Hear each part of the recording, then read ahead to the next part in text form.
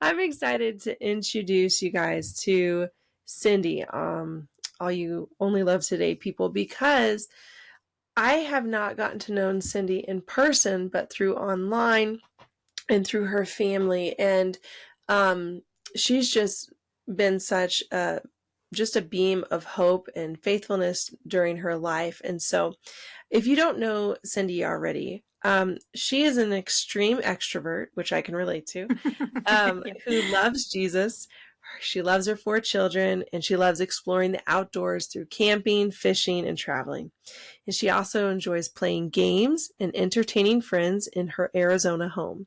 Syndie has learned to walk closer to Jesus than ever before since becoming widowed, and her passion for Christ guides her endeavors of homeschooling, family, and ministry in and outside the home. So thank you so much, Syndie, for coming to share your story with us today. Thank you for having me.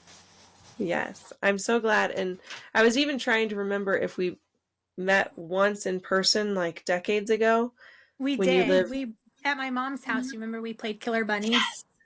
Yes, You were yes. fierce. What You did don't mess we, around. that's right. That's when I knew I liked you.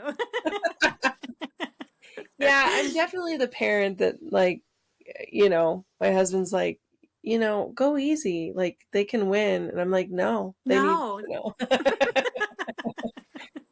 We're raising if good if they sports if here. they have to win, sure, but like not if I'm in control of it, no. Right.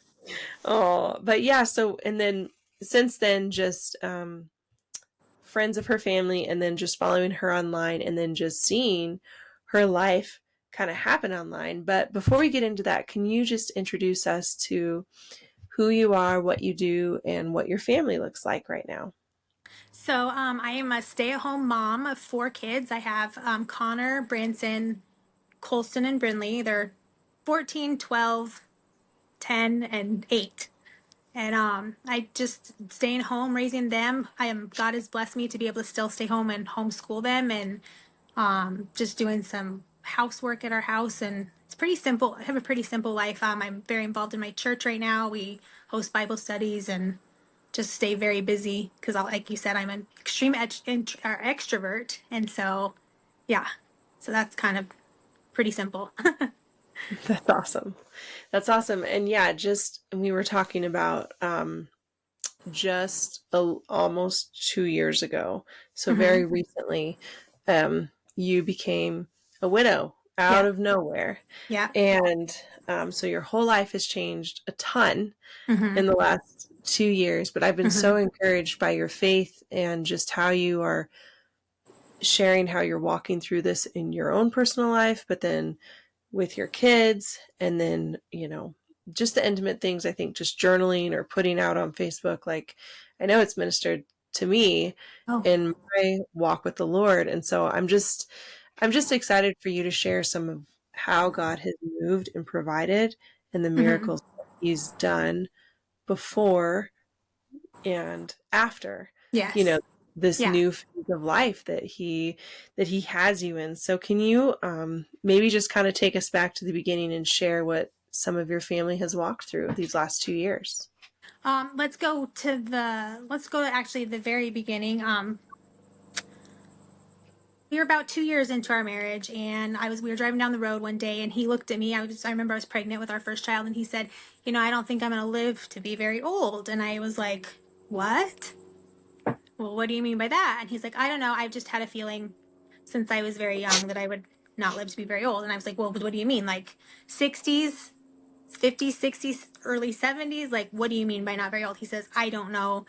I just don't think I'm going to be very old. I'm just not going to be an old man when I die. So he used to bring that up through our marriage the whole time. And I think it was God's way of preparing him, slightly preparing me, even because even though it was a great shock that it actually happened, it wasn't entirely a shock. As I know that sounds weird, but it was weirdly not shocking at the same time. So he started preparing his family to be without him, just in case Mm. his intuition was true. So I think God just put that on his heart, knowing that we were going to need him to provide for us when he wasn't here. And God just said, "Here, this is what you need to do." And he listened, and because he listened, our lives have Hmm. taken a better path than they could have. Wow. So he Wow. passed away on January 6th, and we were in the backyard and we were painting a wall, and he said he didn't feel good. So he went inside and was in the bathtub, and I had been cleaning some stuff up and checked on him several times. And then I went to go clean something else up, went in the bedroom, and he was on the floor and he had already passed away. And as soon as I saw him, I knew exactly what happened because we had had that conversation over and over again. And I was like, my first situation was, no, this is not really happening. And it was. So panicked. They tried to revive him. Obviously, that did not happen. And then that's when my new life began, and it was shocking to say the least. I think that the thing that I remember is when it happened, I was singing the song, God Will Make a Way. I might cry, sorry. Yeah, no, please don't apologize. Yeah. My mom always sang this song, God will make a way when there seems to be no way. He works in Hmm. ways we cannot see. He will make a way for me. And I remember singing that through my head, not knowing what that was going to look like. About 2 hours after he passed away, I was like, Satan is not going to win. He absolutely is not going to destroy me and my family because of this. And I Hmm. decided from that moment on that his death would not be in vain, period. And I looked at his family in my kitchen and I looked at him and I said, he is not going to die in vain if it's on my watch, and God is going to have to use me because I'm going to force him to. So that's what I've done. I've made myself a ministry, and just I've tried to open my house. I make it available to whatever God needs it to be. Yeah. So that's just Wow. kind of like the short version of what's gone happened in the last 2 years. So Yeah. Yeah. It's just like we know how fragile life is, you mm-hmm. know, but we get busy and, you know, being parents or taking care of our house or Yeah, whatever, and it just, that's a different level of, loss versus a cancer diagnosis where you have some yeah, time to prepare something, to yeah, prepare in any way, but just immediately yeah. and how old was he? He was 43 years old, 43. so So still very young. so Yeah, young. So young. yeah. And there was like, besides his intuition, he was healthy and nobody thought anything was wrong, or He had health issues in his family. His grandfather, one of his grandfathers passed away pretty young from a heart attack. And then both his parents have heart issues. And so we knew that there was always a possibility that he could inherit those. He mm, I mean, we had discussions about it, but ultimately, like if you looked at him in his everyday life, for the most part, he was very healthy. It was more a situation of, knowing that that was a family history, not that he was really feeling bad. It wasn't until the last year of his life that he really started to feel not good. But the warning signs that we had were not things that you ever think are heart related. So, uh, yeah. okay. So that's why we were like, we were building a house. He was stressed. He thought it was anxiety, being overly tired. Like he didn't realize it was his heart shutting down. So Wow. Wow. Out yeah, of the blue, but can you tell us a little bit about how God, had put that on him and he had that intuition, and then what he had done beforehand the yeah. years prior? So he always, like I said, he had always had an intuition that something might happen. So he started very early on just having conversations about like what we would do. I would ignore him most of the time because I was like, I don't want to Mm. hear it. And I wish I kind of would have listened a little bit more now because I try to remember those conversations and what he said. But one of the few of the bigger things he did was he had, about 6 months before he'd passed away, maybe it was a little longer, but he had raised his life insurance. And he jokingly told me that I would have enough money to pay off the house and live on for about 5 years. So not only did he tell me um, like that he'd raised it, but he kind of told me what he wanted me to do with it. So I was pretty confident when I was making decisions what he would have wanted me to do with Mm. money. And then it was really weird because when we were building the house, he decided to make a budget. And of course, groceries have been getting more and more expensive. So he put me on this ridiculously low budget, and I was like, I don't know how in the world we're going to survive on this low of a budget. I told him, I'm like, you don't go grocery shopping. Like, meat's expensive and groceries are expensive, and he just crunched it really, really tight. And he's like, can you please just try? And I was like, yeah, I'll try, but I'm just telling you, like, I don't know if I can do it. And he's like, just trust me, please try. And I said, okay. So I just did it. I just made it work, and I realized, okay, it wasn't always the easiest, but we made it work, and we did that for about 2 years. It was about 2 years that he had us on that budget before he passed away, and so when when I went to go budget what it was going to be with our new finances coming in from Social Security, it was almost to the dot of that budget that he had given me. So we had already been living under that really small means. So our lifestyle didn't have to change as far as our grocery budgets and all that stuff at all. So he had, I don't know, God just was already preparing me to be able to live the way that he needed me to live, to be able to stay home and take care of my kids and still homeschool them and do all of the work that he wants me to do for him. So, That's incredible. yeah. And what a gift to have that. Because I know, some maybe super legalistic people might say, you know, life insurance, you shouldn't do it. Like, we should all care for each other and, you know, all these different Yeah. things and provide for each other's needs. But I really do feel like, and we can still do that. But Yeah. but how our culture is built up to take hundreds of thousands of dollars loan out on a home and then Yeah. experience such a high level of loss to then have the possibility of another loss of losing your home or whatever. I mean, Yeah. that's incredible that you didn't have to walk that. Yeah. And we budgeted big time to build this house under budget. So I mean, I didn't have to pay a lot of it off in the first place, so it wasn't this large amount. And that's how God blessed us too, is we were really careful with our finances. And looking back, I can see how we made decisions all the way through our marriage that got me to this point where I would be financially okay, because I believe that God wants me to be home taking care of my kids like Kevin wanted, and he wants me to Mm, be homeschooling them. And so because of the decisions that we made and the preparation that he did, I I'm able to continue to do that for now. That might change. That may not be God's will down the road, but as of right now, He's providing financially for us to be able to do that. So that's awesome. I'm yeah, so I'm so thankful and so happy for you. And I think when we talked, and I've seen you write a little bit about this, that you've mentioned you'll never regret being prepared. no, Like having your name on everything, not just his. What is some wisdom that you could share with moms that may not be prepared for all the yeah, details that happen after something like yeah. this? So actually, that was one of the things we were not prepared in. None of the stuff was in my name. So I've told people, newlyweds, people that are getting married, you make sure everything is in both of your names, because if it's not, then you have to go through all of these loopholes to be able to get the ability to take over anything, because they're considered his assets, not yours. And so we were in a 50-50 state of Arizona, but some states are not like that, so it can be even harder.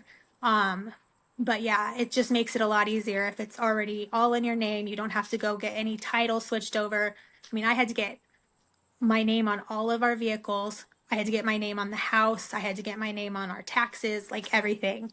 So, Wow. like our property taxes and everything. So that was like when you're already grieving and then you have to make all these phone calls to try and figure out how to make sure that everything is your name. Because if not, they're gonna take somebody can take that from you.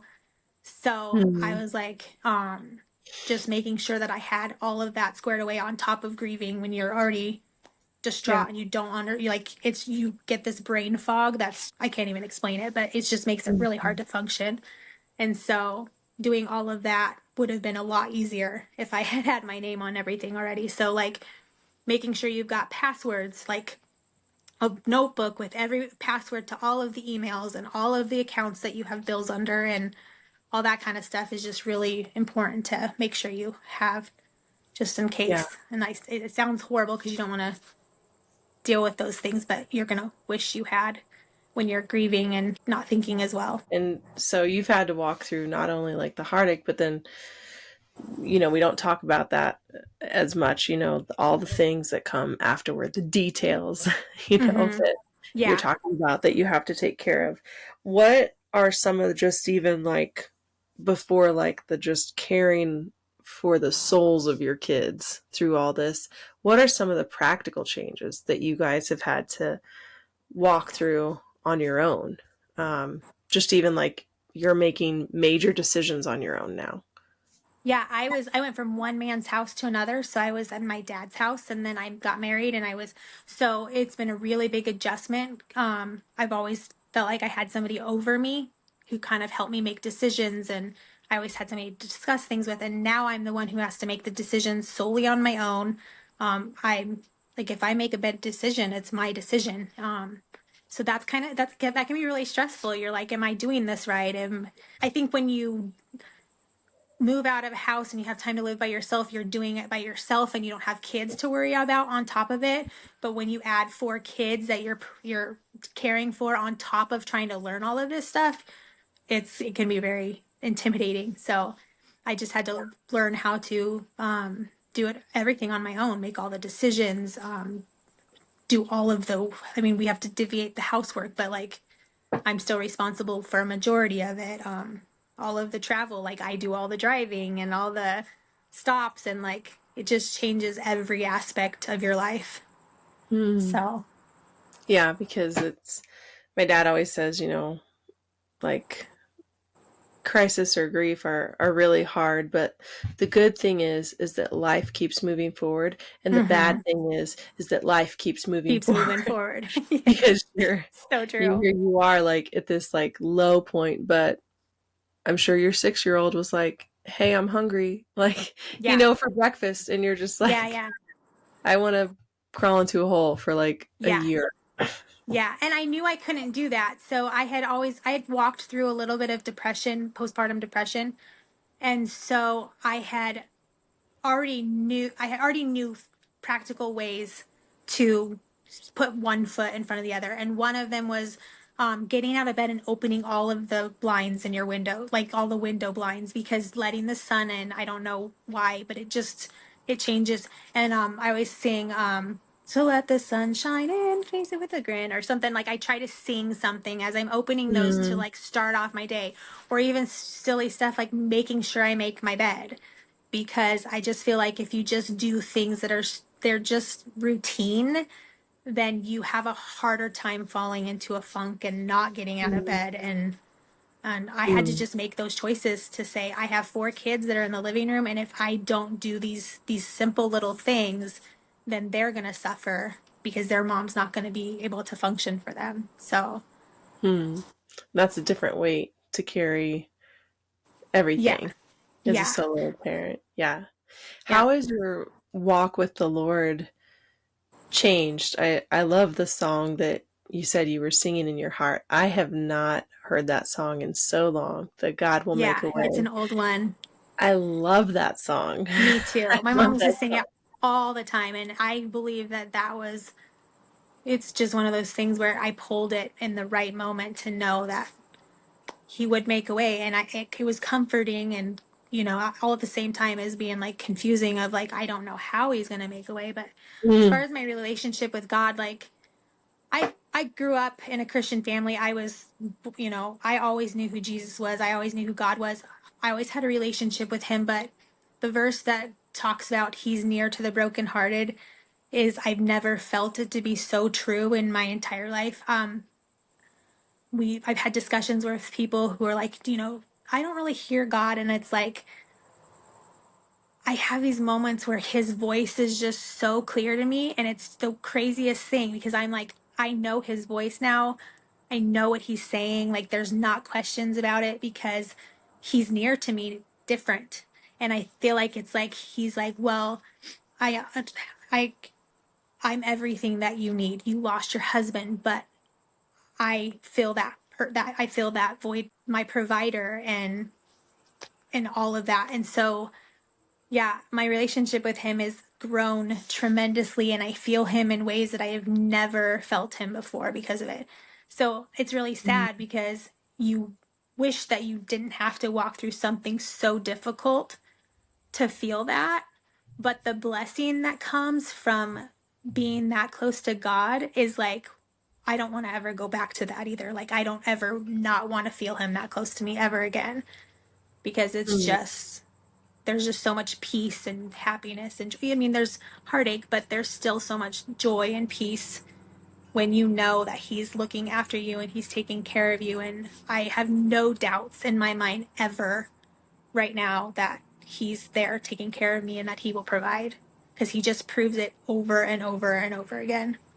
So, That's yeah, incredible. yeah, There is like there is such a sweetness when you face like a deep crisis or loss that obviously it puts everything into perspective, but when yeah, God is all that you have, you know, yeah. it's just different. Yeah, you don't have anything like all I knew, like all the only thing I knew to do was to run to God. Like I had nowhere else to go. So I mean, music has been a huge part of my life. So like I would stand in the shower and I would bawl my eyes out and I would sing worship music because that was the Mm. only thing that I knew to do. And Yeah. it just enriched my relationship with him so much because instead of running away from him and asking him why and like being mad at him, I just ran to him and I said, I don't know why, but I trust you. And I know that something good will come of this. So, yeah. Mm. And It, as a mom, sorry, go ahead. I was going to say, it's really hard. Like, I've talked to so many widows, and they, the same thing comes up over and over again where they don't know what they're going to do and they're mad at God and they're like, I'm losing my faith. And it's like, it's so hard for me because it's like, I feel like their identity was in their husband and not because you talked about identity. And that's where I've really woken up as far as like, my identity is not in my husband. It's not in my children. It's not in what I do every day. It's in Christ. And because I find my identity in Christ, no matter what I walk through, I can pull through. So, Mm. Amen. yeah. Wow.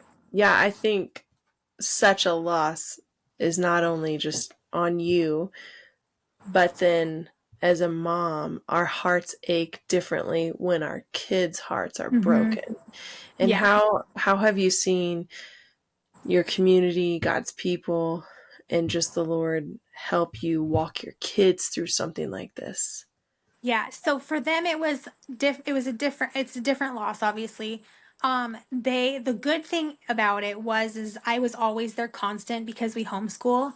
And so the biggest change was at night when he would come home and he'd play with them and relax with them. So during the day they don't struggle as much. At night when we're getting ready for bed is when they struggle. So that was a blessing in a lot of ways because they didn't have a huge change because I was, like I said, I was their constant. But as far as like things, I mean, even the other day on Sunday morning, and you haven't heard this yet, but my little girl runs up to me and she sits in my lap and she's like, "Everybody has a dad but me," and Oh, so it just broke my heart because she sees it and she feels it.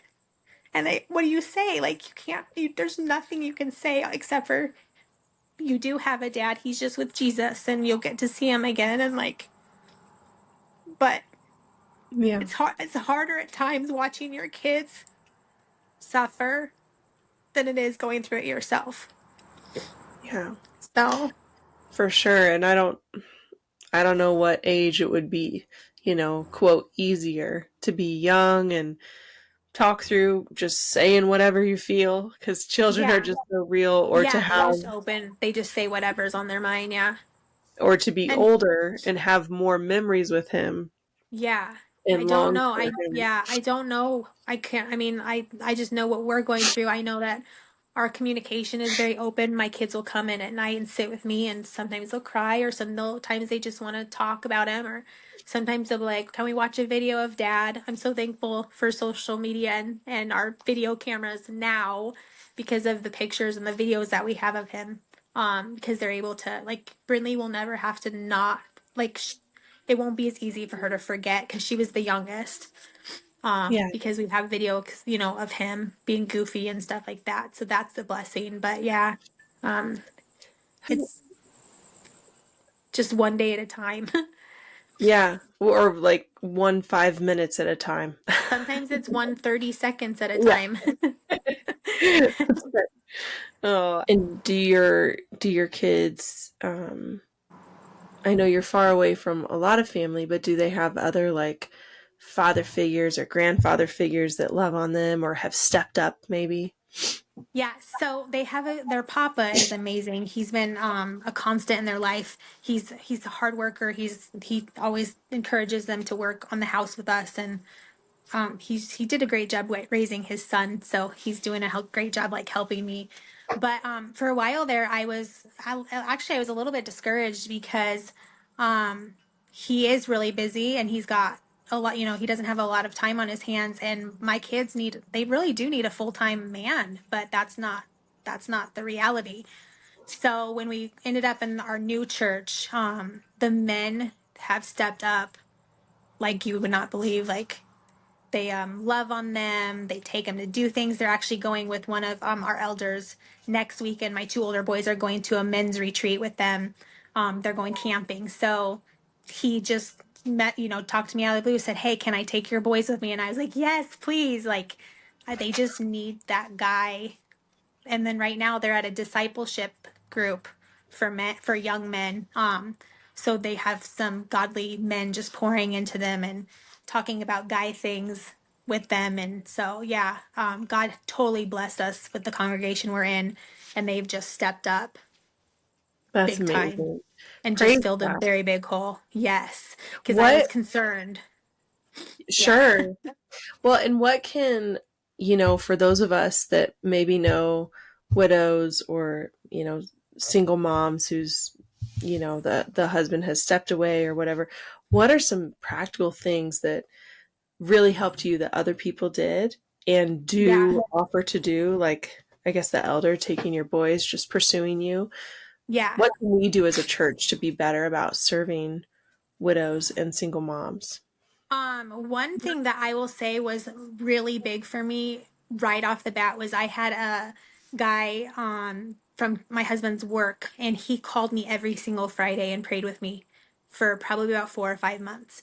And sometimes I'd sit there and just bawl my eyes out while he would pray, or sometimes, I would just be so looking forward to that call, knowing that he was going to ask me how I was, and I could be honest with him and say, oh, I'm not doing good, or yeah, I'm having a really good week, or so I looked forward to those calls because I knew that I could be honest with him and that he would pray for me, and that there'd be some kind of, it just felt like, even though I everyone else was moving forward, because that's what happens, everybody has lives, and as you're still grieving, they're still living their lives, and sometimes you think, have they forgotten? Like, it's not, I don't like to say that either, have they forgotten about me? But you just realize they have their own lives and they have to move forward in their lives, and so you just feel kind of isolated and alone at times. So it was amazing when he just called me every week to pray with me. Another thing that people did that was awesome, and it sounds so silly, but they sent me paper plates and like bowls and silverware, because there was nights when I was like, okay, I can cook dinner, but I can't do dishes, or I can do dishes, but I can't cook dinner. So when I got tons of gift cards, that was huge, because the nights that I didn't feel like cooking dinner, I would go and we'd go use a gift card, or nights when I was like, okay, I'm gonna cook dinner, but I don't want to do dishes. Then we just would pull out the paperware and use those. So that was huge for me, because then I was like, I didn't feel like I was letting my responsibilities get behind, because I just was too exhausted to deal with them. Yeah, and then I think the thing I learned is I had a friend who also had her husband pass away. It was about a year before mine did, and I remember feeling so awful for her, and I was like, I can't even imagine, and you can't. You like, I know how deeply sad I felt for her, but like when I actually went through it, it was completely different. And I remember I couldn't even go up to her and say anything because I would cry every time I would think about it. And I was like, I'm just going to make it worse on her. Make it worse on him. Like, you don't have to say anything. Just walk up and just say, I love you, and just give him a hug, because that right there is huge. Like, you don't have to have anything wise to say. Sometimes it's better not to say anything at all, but just sit there and just like hug and love on him. That's a Mm. huge thing. And then for widows, I think it's really important to. I've had a lot of them say, people don't invite me to do things anymore. And my thing is, well, are you inviting people to do things? Because some people don't know how to deal with our grief. And so they just kind of want to leave you alone until they think you're ready. And I decided early on I was not going to wait around for people to invite me to do things. So I just started inviting people into my home. Like, I just said, Hmm. hey, I'm going to Wow. take this night and I'm going to invite people, like do a girls' night, or I'm going to do, invite people over from Kevin's work because they were grieving too, because they'd lost him. And so, we would sit around my table and just talk about the goofy things he did at work and some of the things that I didn't know he did. Like, I heard a lot of really cool stories. I was like, he did that, like, so it became a blessing to everybody because I got to hear stories about my husband that I had never heard, and but I didn't wait for them to invite me to do things. I just said, "Hey, how would you come over and we'll have Hmm. dinner?" And it just That's helped awesome. a lot to just have that mindset of not waiting for people to Yeah, initiate it. So, that's awesome. And I'm so thankful and just admire your strength in doing that, because it is like it is awkward. You're like, if I don't say something, then they feel like I'm ignoring it. And if I do say something, then they, you know, try not to have the pity face, because yeah, you probably just get tired of like, you know, all this, oh, I'm so sorry, at some point, because you're still living, like you still, yeah, are gonna laugh, cry, do all yeah, the things. And you, like we talked about earlier, it's such a huge part of our story with our life and our walk with God, but it's not all the end. encompassing. Yeah, it's not the Yeah. end. Like, It's not I the still have end. a lot of life to live, and I have to figure out how to live it. Yeah. And what do you, I mean, everybody probably always wants to ask or pry, like, where are you? Because you're so young. Do you think you'll marry again, or what do you think about Um, that? that is always something that I am open to. Like, if God wants to bring me somebody, I'm not going to say no. Like, I'm young. I didn't get married to be single. So, like, I think the hardest part is that's a hard, like you said, it's a weird conversation. I have got people already praying that somebody great will come and just step into our family, which I appreciate. Am I willing to settle? No. Like, joked around a lot of times, like, I'll know it's the right one when God drops him on my doorstep type situation. So I'm not like out there necessarily chasing it, but I'm Sure. totally open to the possibility of finding love again. And like you said, I've got hopefully at least 40 years left of life to live. So Yeah. I don't want to do it by myself. I mean, my kids are great right now, but eventually I will be alone, and I don't like that idea at all. So, How do yeah. you talk about that with your kids? So that's funny too, because most people would be like, you're nuts. But we started having the conversation right out of the door, like probably within a couple of months, because we had people in my family who had passed away, like they were widowed, and then they married pretty quickly, and their kids struggled with it. And Hmm. so I wanted my kids to know that it was a possibility, and that I told them, because a lot of parents have said, well, my kid doesn't want me to date. And I'm like, I can understand them having feelings about it, but ultimately we are the parents and we have to do what's best for our family. So They as also don't long want to as you're, brush their teeth, yeah, They don't want to brush exactly. their So teeth, or see, they don't yeah, want to there, do you can't trust a child to make decisions exactly for your life. And so I told them, right away, if God does bring him, first of all, it's going to have to be God that brings him to us. Second of all, I'm going to make sure that he's going to be a perfect fit for our family before I agree to it. They've had silly questions like, do we have to change our last name? And I'm like, no, you are a Yarbrough. Like, Mm, you're always going to be your dad's child. So I'm not going to make you change your name because that's who you are. mm, So we've had a lot of really good conversations about it. Most of the time, they're pretty open. to the possibility. My daughter prays about it too. She's always praying that somebody will come love mommy, you know. So I Mm, think because I wow. dealt with it so early, um, I'm not saying that we won't have struggles when it actually happens, but Sure. they're more, it's not something where they're going to be blindsided. Oh, well, she's dating now. Like, you know what I mean? Did she not love daddy? We've had all of those conversations that I was crazy about their dad. And if I could bring him back, that's who I would ultimately want to be with. But that's not what God chose for our family. So, yeah. So we've Mm, had all of those conversations. And I think because we started really early with them, they're handling it way better than other kids have. I've seen other kids handle it. So, sure. Well, that's so cool. I love just your openness and talking, and I'm sure that, not everybody always wants to talk, but at the same time just creating those safe spaces for yeah. your children, because each child is different, has a different personality. I'm sure Yeah. you've seen grief look very different in each Different with all of child. them. Just Mm-hmm. like just like we do in an adult, we grieve Yeah. differently for Yeah. loss or whatever, and it's not a right or wrong. It's just No. how we grieve Yeah. and how we feel emotions. But are you doing anything or writing anything where people could follow you or maybe even reach out to get advice from you? Or where could people find you? They can always find me on my Facebook page. I'm an open book basically on there. It's kind of like a blog spot for me right now. I've It had a is. blog, but it is. It's kind of where Yeah. I go to kind of just write out my thoughts. And so I just always pray about it before I write things out, hoping that it'll encourage somebody. Because I just feel like if I'm going to say something, I'm hoping it's coming from God and that somebody will be able to take something from it. Mm, But ultimately it's been a healing for me too. So that's a huge, like, basically, like I said, it's like my little blog spot. I'm open to any messages. Anybody can message me at any time. I will have a conversation.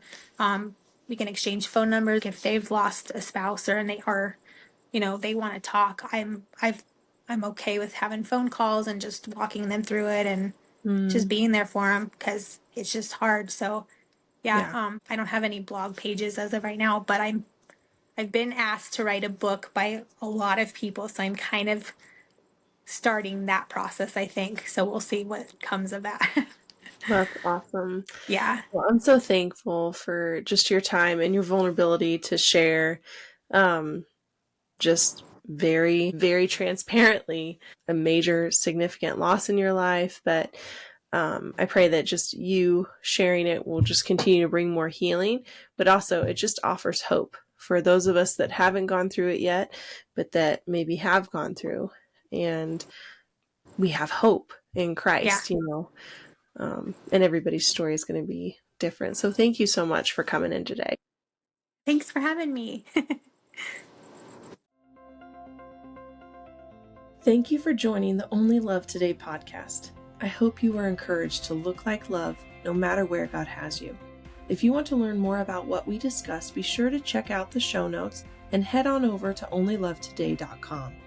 If you were encouraged by this conversation, please share it with a friend and be sure to subscribe so you never miss an episode. Remember, whatever happens today, before you respond, stop and think, only love today.